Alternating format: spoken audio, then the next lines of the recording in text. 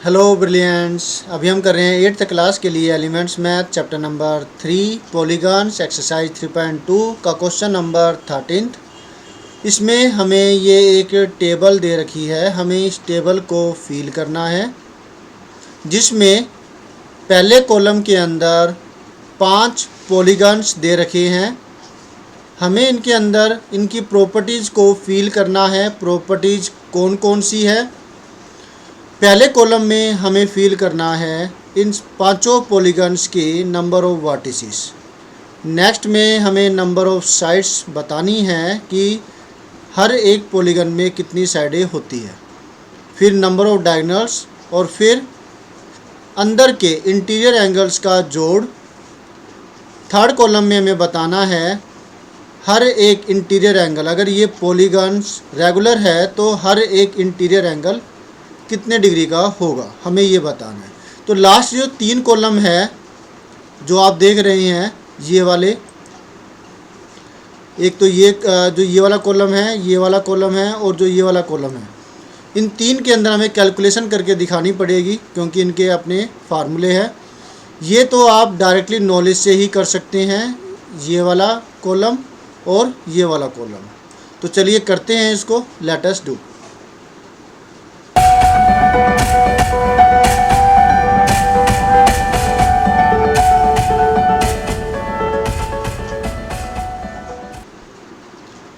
तो पहले केस में नंबर ऑफ वर्टिसेस, ट्रायंगल है, ट्रायंगल में आपको पता है कि कितनी साइडें होती है, 3 साइडें होती है और 3 ही वर्टिसेस होती है, तो यहाँ पर 3 आ गया। ठीक है। दूसरे के केस में क्वाड्रिलेटरल, जिसमें 4 साइडें होती है, 4 एंगल होते हैं, 4 ही इसमें क्या होंगे, वर्टिसेस होंगे। तो नंबर ऑफ वर्टिसेस 4 और यहाँ पे साइडें भी 4 होगी। ठीक है। नेक्स्ट है पेंटागन। पेंटागन का मतलब है 5 साइडें। जैसे यहाँ पर आपको नज़र आ रहा है, ये पेंटागन है, 5 साइडों का। क्लियर हुआ? ये पेंटागन है, इसकी कितनी साइडें हैं आप देखेंगे, इसके अंदर 5 साइडें हैं, 5 ही वर्टिसेस है, 1 2 3 4 एंड 5। ये तो 5 साइडें हो गई। और जो ये 1 2 कोने जो है, ये टोटल ये 5 इसके कोने हैं। क्लियर है? तो पेंटागन में नंबर ऑफ वर्टिसेस हुए 5 और नंबर ऑफ साइड्स भी हुई 5। डन। अब है हेक्सागन के अंदर, ये हेक्सागन है, इसके अंदर आप देखेंगे कि नंबर ऑफ साइड्स 6 है। 6 साइडें कौन कौन सी? ये वाली साइड, ये वाली, ये और ये भी। 6 साइडें हो गई ये, 6 साइडें और 6 ही कोने हैं इसमें, तो दोनों ही 6 हुए। क्लियर है? तो 6 लिख देते हैं दोनों में। नंबर ऑफ वर्टिसेस 6 होंगी और नंबर ऑफ साइड्स भी 6 है। ऑक्टागन, ऑक्टागन इसी तरीके से जैसे पेंटागन आपको नज़र आया, जैसे आपको हेक्सागन नज़र आया, वैसे ही ऑक्टागन होता है। उसके अंदर टोटल 8 जो है ना साइडें होती है। तो फिर इसमें ऑक्टागन में लिख देते हैं नंबर ऑफ वर्टिसेस 8 होते हैं, नंबर ऑफ साइड्स भी इसमें 8 ही होती है और नंबर ऑफ एंगल्स भी 8 ही होते हैं। अब बात करें हम इस जो ये 3 कॉलम और है, इसके लिए हमें फार्मूले इस्तेमाल करने होंगे। फार्मूले नंबर ऑफ डायगोनल्स के लिए देखिए कौन सा होगा फार्मूला। नंबर ऑफ डायगोनल्स के बारे में बात करें,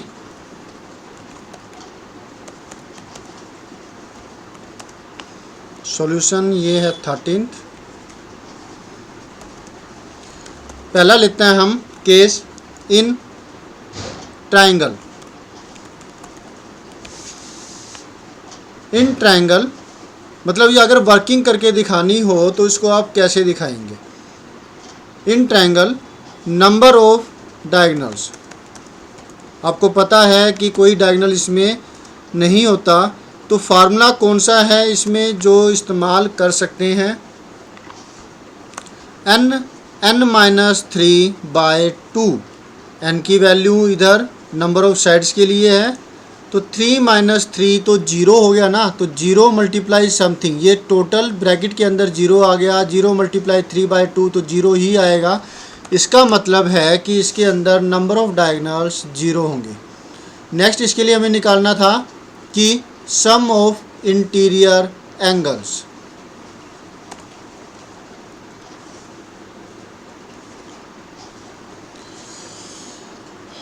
नहीं हो रहा है, प्रॉब्लम है। चलिए फिर बाद में इसको फील कर देंगे। अभी नंबर ऑफ डायगोनल्स इसके 0 आ गए हैं। अब हम निकालते हैं सम ऑफ इंटीरियर एंगल्स, तो ये 180 डिग्री होता है, डायरेक्टली कर सकते हैं इसके अंदर हम। नंबर ऑफ डायगोनल्स इधर आए 0, sum of interior angles 180 degree, measure of each interior angle, knowledge के हिसाब से आप इसे फील कर सकते हैं। अगर रेगुलर है तो हर एक एंगल, ट्रायंगल के केस में इक्विलेटरल ट्रायंगल होता है वो, और वो होगा 60 डिग्री, राइट। अब क्वाड्रिलेटरल की बात करें तो नंबर ऑफ डायगोनल्स इसमें होते हैं 2। इसी तरीके से अगर वो कहे कि निकाल के दिखाओ, तो जैसे हमने निकाला था वैसे ही निकाल के दिखा सकते हो, जो सम हमने सोल्व किया था, ठीक है। सम ऑफ इंटीरियर एंगल्स इसका होता है 360 डिग्री। फार्मूला है 2n - 4 × 90, n की वैल्यू नंबर ऑफ साइड्स होगी। Major of each interior angle यहाँ पर होगा 90 डिग्री, अगर वो रेगुलर है, जो कि स्क्वायर का केस होता है। स्क्वायर पता है ना कैसा होता है? ये वाला, ऐसा, जिसकी सारी साइडें इक्वल होती है। डन। अब है पेंटागन, तो थोड़ा सा वीडियो लेंथी हो सकता है क्योंकि हमें अब ये कैलकुलेट करके दिखाना पड़ेगा।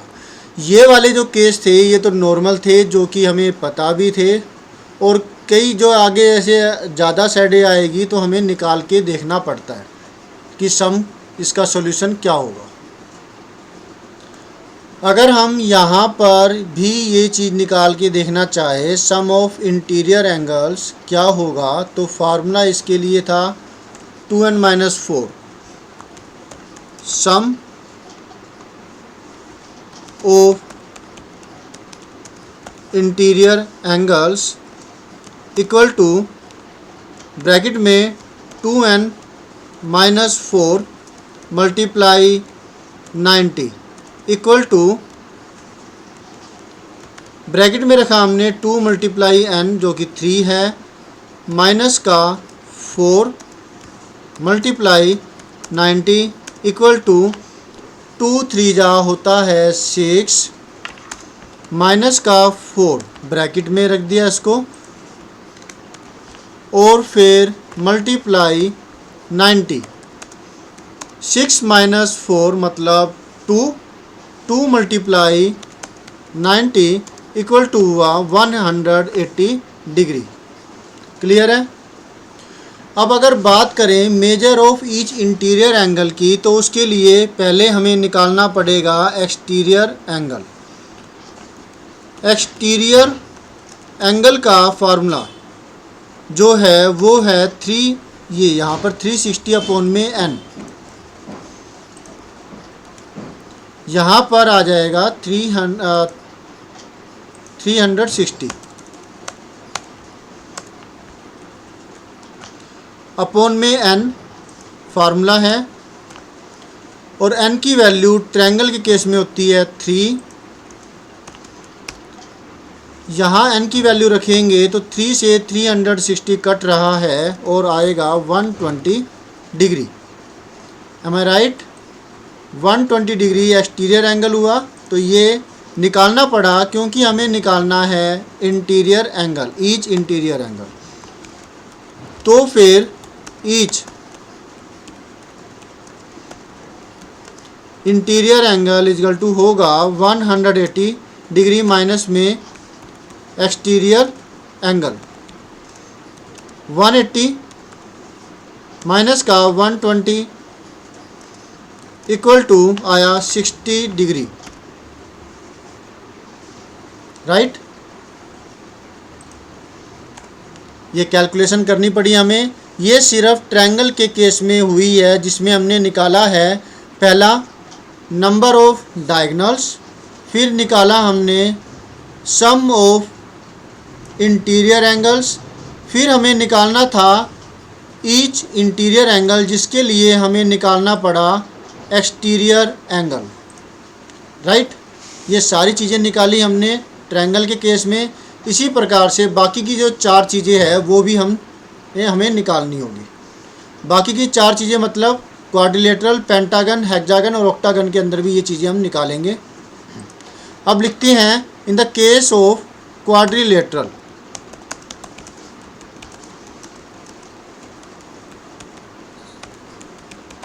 क्वाड्रिलेटरल के केस में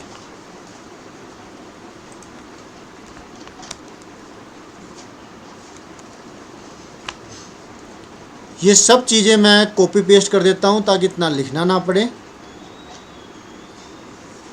जो बदलाव होंगे वो बदलाव हम इसमें करते जाएंगे।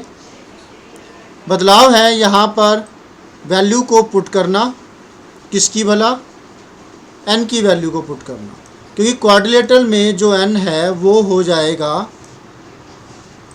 4, राइट। तो ये बदलाव जो हमने किया इसके अंदर वो चीज़ है 4, इधर होगा 4 माइनस 3, हमें मिलता है 4 माइनस 3 हुआ 1, तो ये कट गया, 1 लिखने की ज़रूरत नहीं है। 4/2 हुआ 2। तो आपको पता ही है कि क्वाड्रिलेटरल मतलब चतुर्भुज, मतलब जिसमें 4 साइडें होती है, उसमें 2 डायगोनल्स होते हैं। कौन कौन से, मैंने ये ड्रॉ कर दिया यहाँ पर। क्वाड्रिलेटरल जो रेक्टेंगल है और इसका जो डायगोनल है, एक डायगोनल हो गया ये वाला और एक डायगोनल इसके अंदर हुआ ये वाला, दूसरा डायगोनल। 2 डायगोनल हो गए ना, इज दैट क्लियर। तो 2 डायगोनल होते हैं क्वाड्रिलेटरल में, ये हो गया। इसके बाद है sum of interior angles. n की वैल्यू है वो पुट करेंगे 4,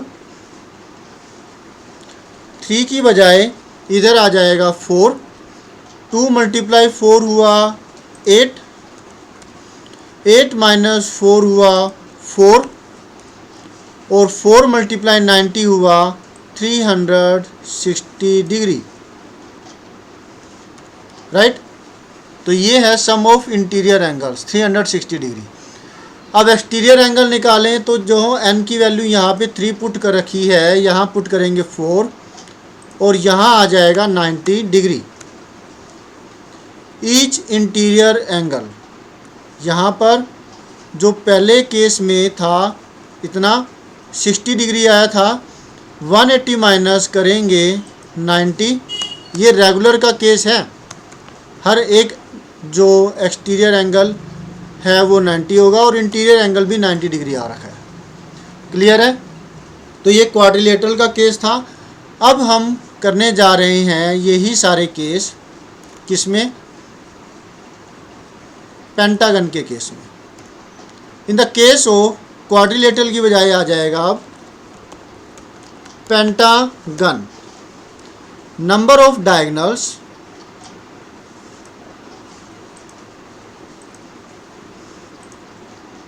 कितने होंगे पेंटागन में, 4 की बजाय इधर आया 5, इधर भी आएगा 5, जहाँ n था वहाँ 5 आ जाएगा। 5 माइनस 3 हुआ 2, मतलब इधर हुआ 5 मल्टीप्लाई 2, 5 माइनस 3 2। इस 2 से ये 2 कट गया तो इसके डायगोनल्स होंगे 5, क्लियर है। तो फील कर देते हैं साथ के साथ, तो भूल जाएंगे, फिर भूल जाएंगे ना, नहीं भूलोगे? Very good. तो यहाँ आ गया 5। अब है sum of interior angles. Sum of interior angles में जहाँ ये 4 है वहाँ लगा 5, 2 5 जा हुआ 10, तो 8 की बजाय इधर आ जाएगा 10, 10 माइनस 4 हुआ 6, 4 की बजाय आ जाएगा यहाँ 6, 6 मल्टीप्लाई 90 हुआ 540। ठीक है। अब एक्सटीरियर एंगल 360 बाई में n, जहाँ 4 है, नंबर ऑफ साइड्स पेंटागन में 5 होती है, 5 से अगर इसको डिवाइड करें तो 5 7 जा 35 और ये आएगा 72। 5 7 जा 35 बचा यहाँ पर 1, 1 0 10, 5 2 जा 10, 72 डिग्री। तो 180 माइनस एक्सटीरियर एंगल हमारा निकला 72। तो 180 में से 72 माइनस करेंगे तो ये होगा 108। क्लियर है? जैसे जैसे नंबर ऑफ साइड्स बढ़ रही है, एक्सटीरियर एंगल कम हो रहा है और इंटीरियर एंगल बढ़ रहा है। ये बात आप ध्यान रखिएगा, ठीक है ना। ये केस था ना कि मैक्सिमम एक्सटीरियर एंगल कितना हो सकता है, उसके लिए हमने ये बात रखी थी कि exterior angle number of sides के इन्वर्सली प्रोपोर्शनल होता है। तो वो चीज़ यहाँ पे प्रूव भी हो रही है।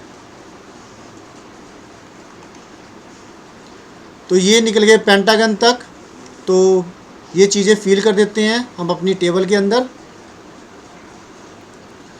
ये आया था इंटीरियर एंगल का जोड़ 540 डिग्री और इंटीरियर एंगल हमें मिला था, कितना मिला था इसका, 108 डिग्री, है ना। हाँ, अब करते हैं हेक्सागन का केस। हेक्सागन के लिए ये सब चीज़ें हमें करनी है दोबारा से। और यहाँ पर जो पेंटागन की बजाय आ जाएगा hexagon. Number of diagonals n minus 3 by 2, n की बजाय आ जाएगा 6, 6 माइनस 3, 6 माइनस 3 हुआ 3। इस 2 से ये 6 कट जाएगा, आएगा 3 और 3 मल्टीप्लाई 3 हुआ 9। नंबर ऑफ डायगोनल्स आए 9। तो नंबर ऑफ डायगोनल्स हेक्सागन में हम कर देते हैं 9। ठीक है, कितने किए? 9। सम ऑफ इंटीरियर एंगल्स, n की जगह रखेंगे यहाँ पर 6। हेक्सागन में 6 साइडें होती है। 10 की बजाय इधर आ जाएगा 12, 2 6 जा 12, तो ये 12 आ गया। 12 माइनस 4 हुआ 8। हम ये पहले वाली टेबल में बदलाव कर रहे हैं जो हमने कैलकुलेशन की, ताकि आपको समझ में आए कि पहले और इसमें क्या फ़र्क है, और ये अच्छे से क्लियर हो जाएगा, क्योंकि एक ही चीज़ आप बार बार कर रहे हो लेकिन वैल्यू बदल करके। 8 9 जार 72, तो 54 की बजाय 72 आ जाएगा और ये बना 720 डिग्री इंटीरियर एंगलों का जोड़, राइट।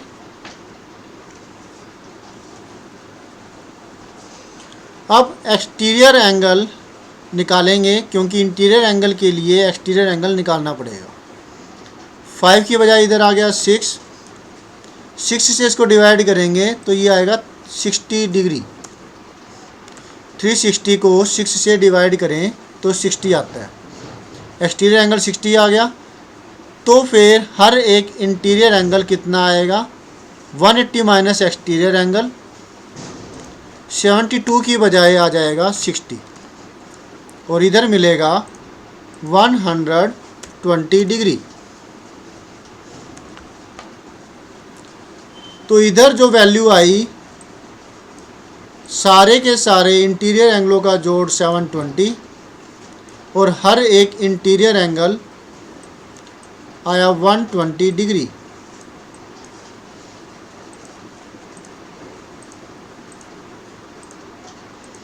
राइट। अब रह गया हमारा ऑक्टागन। ऑक्टागन का केस देखते हैं, इसमें क्या होता है। अब तक हमने किया ट्रायंगल का केस, ये सामने नज़र आ रहा है, जिसमें हमने निकाले number of diagonals, sum of interior angles और फिर इंटीरियर एंगल हर एक कितना होगा। ये क्वाड्रिलेटरल का केस था। फिर क्वाड्रिलेटरल के बाद पेंटागन किया, फिर हेक्सागन किया, और अब हम करने जा रहे हैं हेक्सागन के बाद ऑक्टागन, जिसमें 8 साइडें होती है। क्लियर है ना। ऑक्टागन, नंबर ऑफ डायगोनल्स इधर आ जाएगा निकालने के लिए, जहाँ n है वहाँ 8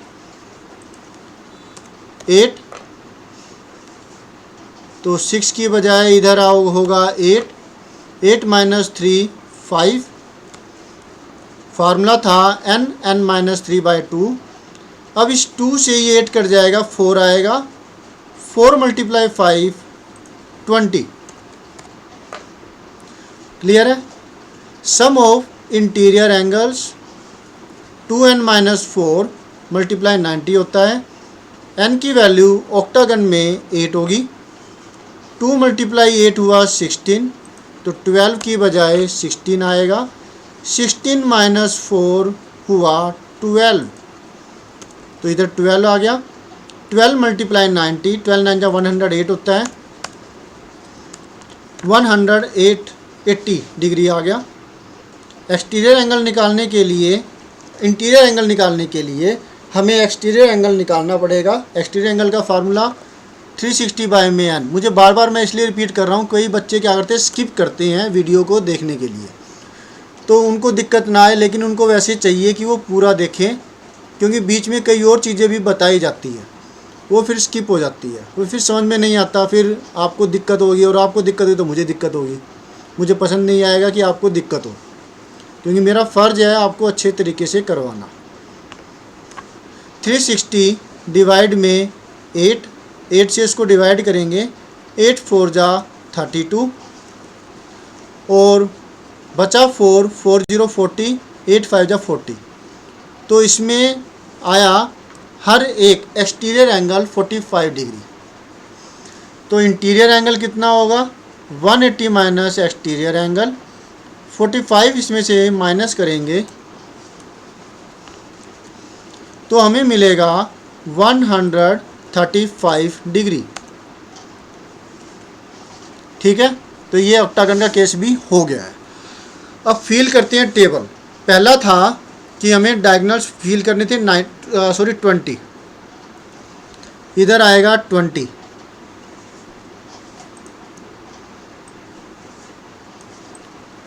फिर ये आया था 1080 डिग्री, और ये जो एंगल आया ये आया कितना, 135। जैसे जैसे साइडें बढ़ रही है वैसे वैसे नंबर ऑफ डायगोनल्स बढ़ रहे हैं, सम ऑफ इंटीरियर एंगल्स बढ़ रहा है, लेकिन जो एक्सटीरियर एंगल की बजाय इंटीरियर एंगल जो है वो बढ़ रहा है। एक्सटीरियर एंगल इसमें कम होगा। इसका कॉलम दिया नहीं उन्होंने एक्सटीरियर एंगल के लिए, लेकिन एक्सटीरियर एंगल हमने निकाले तो है ही ना, 180 में से माइनस कर देंगे, यानी कि यहाँ पे 120 था, फिर 120 का 90 हुआ, 90 से फिर 72 डिग्री हुआ, 72 डिग्री से 60 डिग्री हुआ, 60 डिग्री बाद 45 डिग्री हो गया, तो ये कम हो रहा है। तो इन्वर्सली प्रोपोर्शनल होता है नंबर ऑफ साइड्स के एक्सटीरियर एंगल, डायरेक्टली प्रोपोर्शनल होता है इंटीरियर एंगल। क्लियर हुआ, समझ में आ गया, बहुत अच्छी बात है। तो मिलते हैं नेक्स्ट वीडियो में, बाय।